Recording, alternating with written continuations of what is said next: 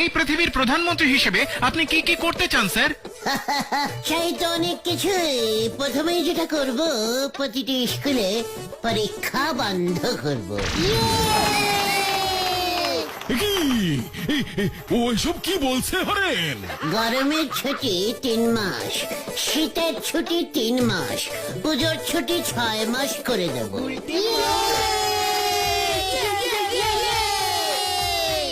বাহ বাহ, শিক্ষায় এক নতুন দিক খুলে যাবে। আর কি করতে চান স্যার? ভাবছি টাকা সিস্টেমটাই তুলে দেবো। এই টাকাই যত নষ্টের গোড়া। টাকাও থাকবে না, ঝামেলাও থাকবে না, গরিব বড়লোক সব সমান সমান হয়ে যাবে। বাহ বাহ, দারুণ চিন্তা, দারুণ চিন্তা।